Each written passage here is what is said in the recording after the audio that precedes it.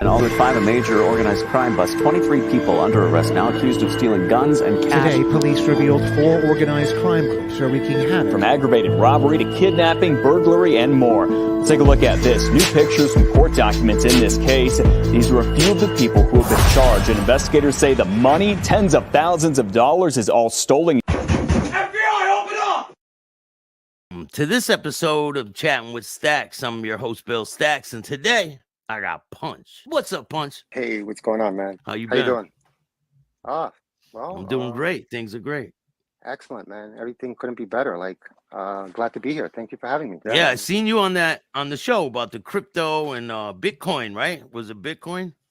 Oh, yeah. It was about crypto. Yeah, crypto, Solana, NFTs. Yeah. Be careful in that market. It's not easy to navigate in the crypto field, but you know what? That's where all the wise guys are at right now. They're learning how to, learn how to trade crypto because it's like day trading all over again.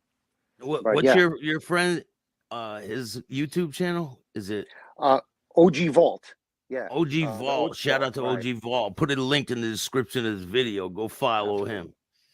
Absolutely. As a matter of fact, I wanted to see if maybe we could incorporate him in your show so we could educate, the listeners and have like a little segment, about crypto, about Bitcoin, about this digital currency, and they know how to explain it better than I do because I'm no expert, Yeah, don't ever take any financial advice from me because, So today, Bath Avenue came up. Bath Avenue crew, they're well known. It was a criminal organization, kind of like a farm league for the Mafia. It was in Brooklyn, right? Yeah, man. These guys were the up and coming guys for the recruitment, for LCN, basically. People that don't know them, if they ever get into the LCN, they will fall into one of those rabbit holes, But yeah, there was a bunch of them. They all grew up together. Supposedly, they were supposed to be inseparable. They had tattoos from 1 to 5 or 1 to 7, or yeah. And I mean, not everybody made it. They were headed by Spiro, right? Spiro. Yeah. That's Spiro was a force in that area, and he basically, he did whatever he wanted to, So he was like Skagen in Oliver Twist. Did you have any dealings with Spiro? Yeah, of course. If you're in Brooklyn, there's no way for you not to deal with Spiro, Yeah. So I dealt with him, As a matter of fact, I think that's how I got my nightclub, through him, At first I thought it was Spiro the Greek, but now I come to find out it was Anthony Spiro. Spiro the Greek just passed away. Rest in peace to Spiro the Greek. He was supposed to come on my shows in negotiations with him, and he passed away in prison. Very sad.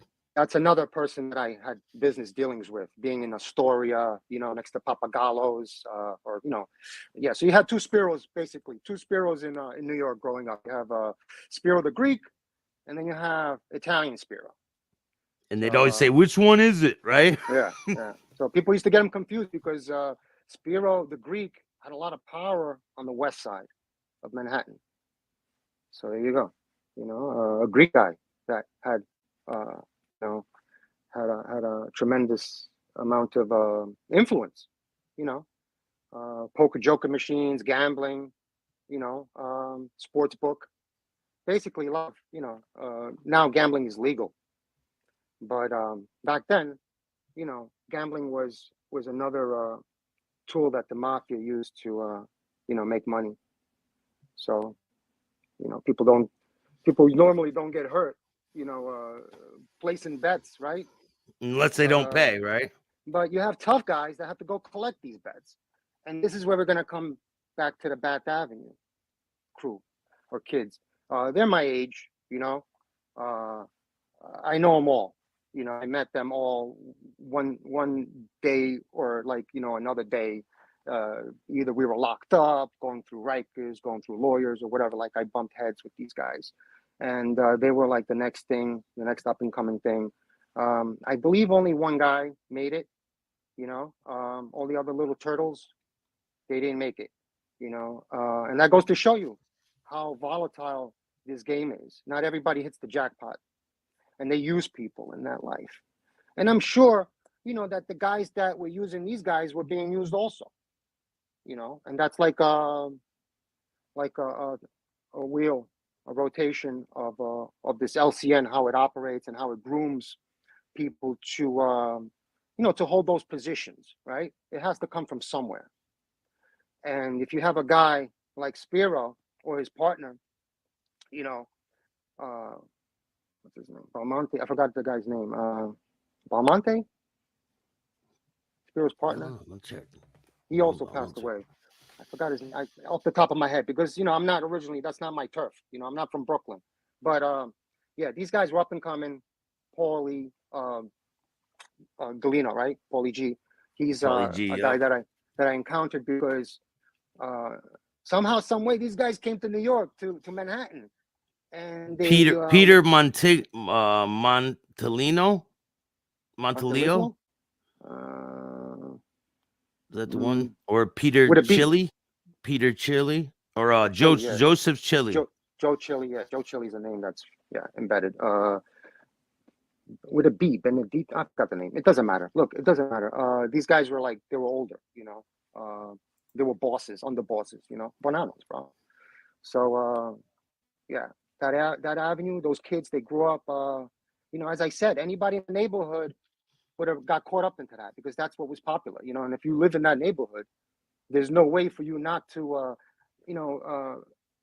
have that influence, because you're going to school with these kids, that's what's happening, that's what's popular. So, as I said, they were grooming these kids, and somehow, some way, they found themselves in a nightclub in Manhattan, right? Into one of my places.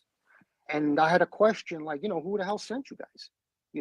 Because they didn't come in there and say, hey, I want to extort you. It's not how it's done.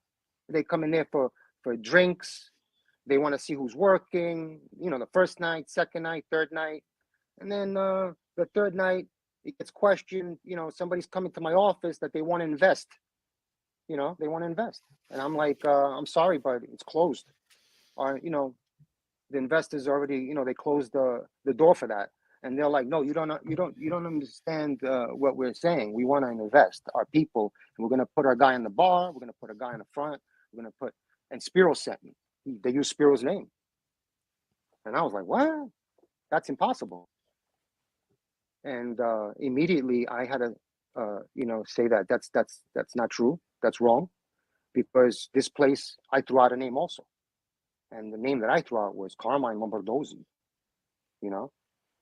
And yeah, and immediately, as soon as they heard the name, they backed off, because Carmine is Brooklyn.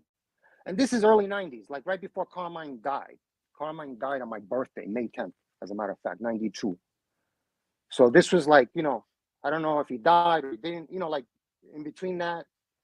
I'm talking about when this happened, early 90s, Yeah. So I'm saying 90, 91, 92, and all the way up till I got arrested, which was 94. All right. Yeah. So I know those guys, they had certain incidences, they had certain things, and they were making moves, they were making noise because they were doing, bank jobs, they were robbing people, they were doing the same things that we were doing. I mean, they were scumbags. Let me tell you something, low-level scumbags. If people were getting set up. If there's a rumor that somebody has $100,000-$200,000, they were going to get set up, and if they're in that area, guess who's going to do it? And they end up killing a woman. Judy Shmorf. That's when this guy, that's whose job was that?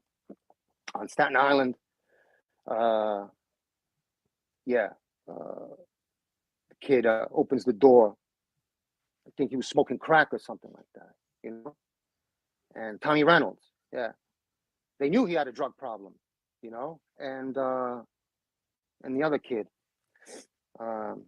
helmet head, what's his name? Jimmy Calandro. The Gap. They call him the Gap. They went there for $200,000 in cash.